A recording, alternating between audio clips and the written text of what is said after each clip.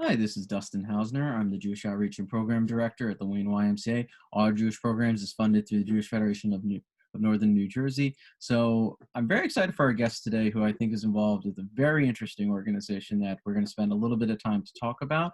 But right now we have with us the Executive Director of the Institute for Jewish Spirituality, Rabbi Dr. Josh Feigelson. So Rabbi Dr. Feigelson, it's wonderful to have you here today.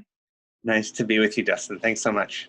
Absolutely. So before we talk about your organization, some of its programs, I was wondering if you could talk a little bit about yourself for those who may not be familiar with your work. Sure. I've been, my career started, my rabbinic career started at Northwestern University. I was a Hillel rabbi there for 6 years. And then while I was there, I did a PhD in religious studies and wound up founding a social startup organization called Ask Big Questions. That worked in both the Jewish and sort of broader communities to bring people together for conversations across lines of difference, civic conversations. And we built that into a really successful project over about 6 years. And prior to coming to IJS, where I started in February, just before the world turns upside down, for 2 years, I was the Dean of Students at the University of Chicago Divinity School. So my career has mostly been a lot in academia and in and out of Jewish education.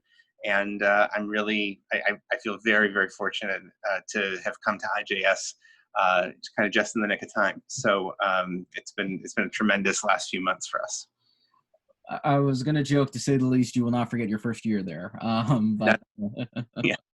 But let me ask you, because I looked on the website and I've read a little bit about the Institute for Jewish Spirituality. It sounds very fascinating. I would love you to talk a little bit about, for those who haven't been to your website or taken one of the programs, if you could explain what is the Institute all about?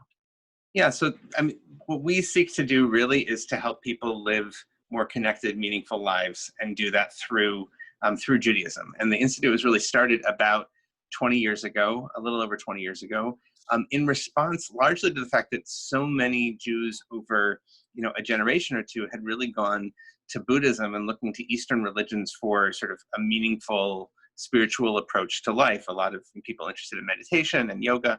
And there's some studies indicate that even a third of American Buddhists are Jews, right? And the term Boo-Jew or Jew-Boo has become very popular. So 20 years ago or so, there were a number of leaders in the community who said, well, why do so many Jews feel like they have to go outside of our tradition? We have tools within our tradition to bring this kind of meaningful Jewish life to people, and created the Institute really to be able to do that, especially mining the neo-Hasidic, the Hasidic tradition, then sort of giving rise to what today is known as neo-Hasidism, but really looking at the teachings of the Baal Shem Tov, the founder of Hasidism, and his immediate sort of disciples and students over the next couple of generations, that really focus on, imagine, how can you experience God, the presence of God in your body by focusing on your breathing, right? If you just slow down and you close your eyes and you just breathe for a minute, and there's all kinds of scientific research that shows the benefits of even just a few minutes of that kind of practice. But we know from our own tradition, the Hasidic masters already knew a lot of this stuff, of course, as did Buddhist practitioners. And it's not rocket science, right? It's like if you just slow down enough to experience that. So that's what we, whether it's through meditation, through embodied practices, through chant and nigun and singing, through sort of deeper tefillah experiences, prayer experiences, and then also through what we call tikkun midot, or character development, like really focusing on how can I be in kind of Oprah language, how can I be my best self, by focusing, really taking a moment to be aware of the situation, what's going on here. Like if I'm in an argument with my kids, or I'm feeling anger coming around, how do I stop, not be reactive, but realize I can be aware of what's going on and choose my response in the moment. So all of those are sort of various practices that we work on, and we've typically run, we run retreats and we run leadership programs, and we've done that for 20 years. have trained over 400 rabbis and cantors of largely mainstream synagogues. And as well as training hundreds of Jewish mindfulness meditation teachers and lay leader programs. And now we're seeing a tremendous response to people who obviously are looking for not only ways to manage anxiety, and trauma, but also who are really looking for a richer spiritual life right now. So COVID has been horrible on so many levels, and there's so much suffering that's come for IJS. We've been able, thankfully, to respond, to that and offer a lot to many, many people.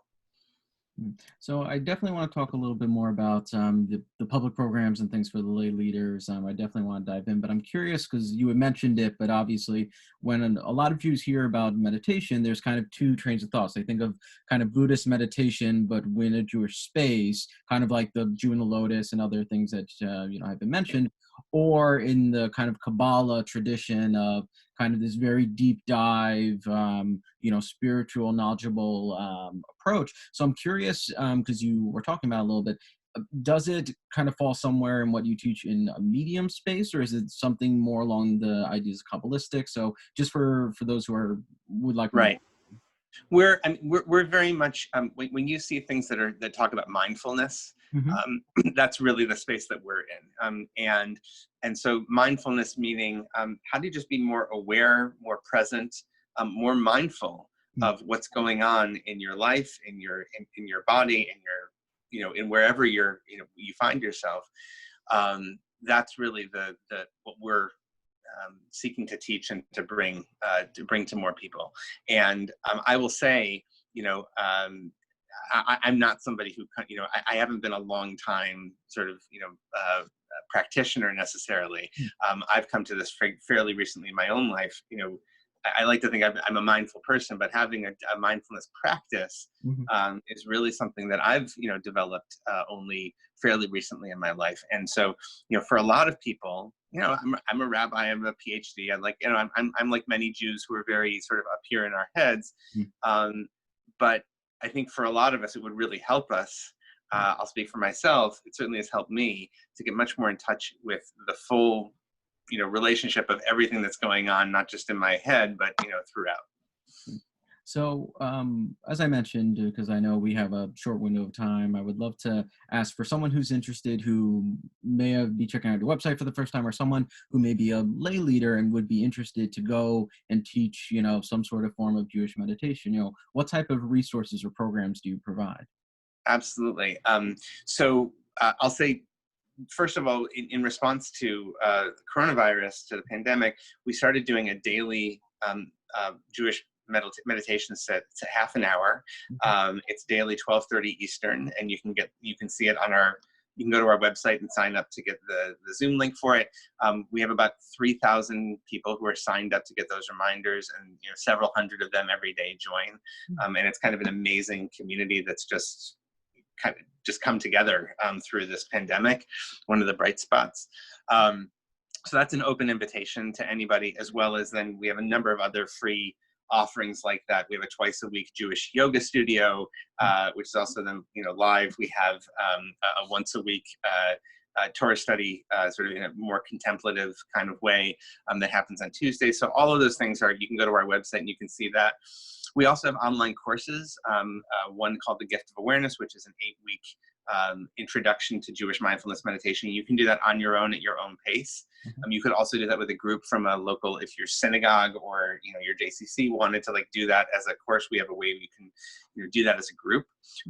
As well as another course called Awareness in Action, which is a tikkun midot, or a sort of character development course. Same thing. So you could do those. They're video based, and they're through our own online platform, and they're really transformative, wonderful things. The last thing I'll also say is we have.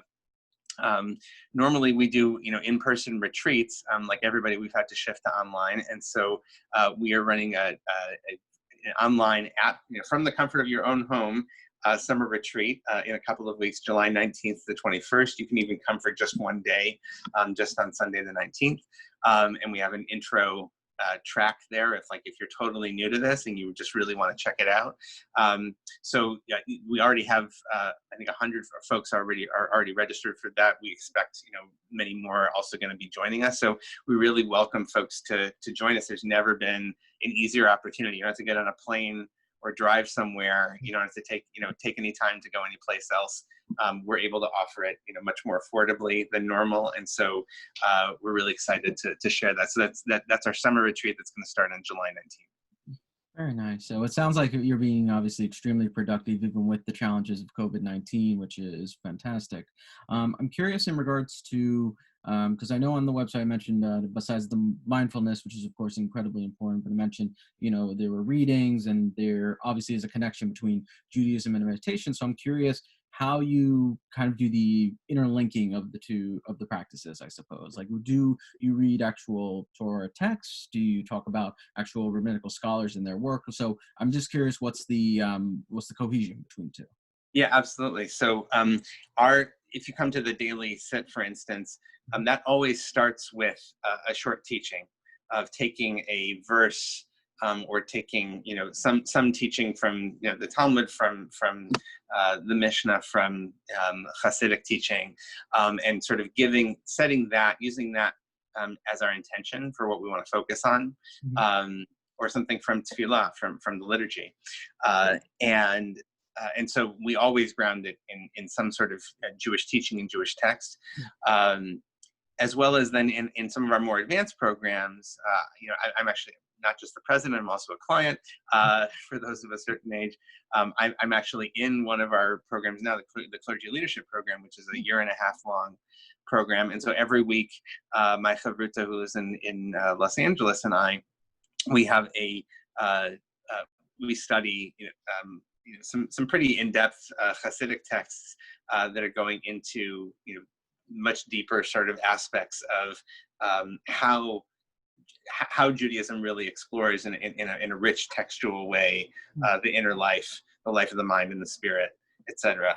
And so we do that on a whole variety of registers. Everybody from no background in that, and really how do you even, just on a most basic level, how could you, as you take an in-breath, think hineni, here I am, and on an out-breath, think todah, thank you, right? And these are two very powerful words, right? Hineni, this word of presence, Abraham, Jacob, Moses all speak it.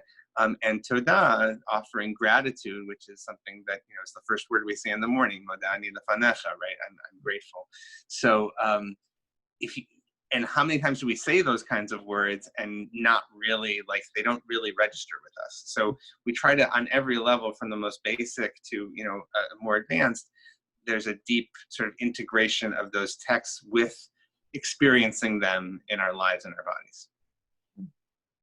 No, sounds obviously like there's a lot of cohesion with the two things, which is what I was hoping to find more information about. So if someone, I know they can go on your website, you mentioned that there's an ability to do kind of a program at your own pace. There's the retreats. I think I saw something in regards to some sort of like text messaging ability or something, or in email reminders. Yeah, if you go on the website and you want to sign up for reminders about the daily, about any of the offerings that I mentioned before, we have that set up. And so you would I get an email every morning, an hour before, that reminds me, and here's the link, and so absolutely you can sign up for that, and that's all free. Excellent. And if a person, and it's all to say, we didn't give the website, which is jewishspirituality.org. I was literally about to ask you, where is the best place for people, the website, and obviously if there's any other like Facebook or other resources where people can learn more. You can find it on Facebook as well, and actually a lot of that stuff, the daily sit anyway, streams live on Facebook Live every day.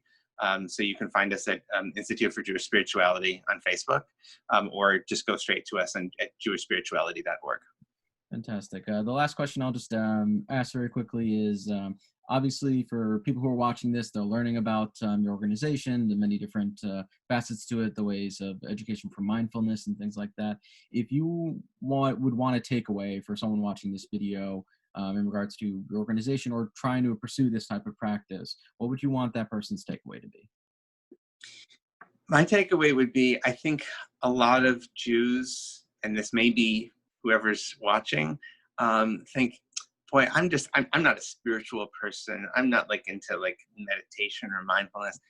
Um, and I think that overcoming that hurdle, like, because if you're feeling anxiety or you're feeling like, God, I'm having a hard time, sort of managing right now, as we all are, or I'm feeling that sort of sense of dis-ease about the state of the world, about my own life, or I just want to feel more peace and sort of present in myself.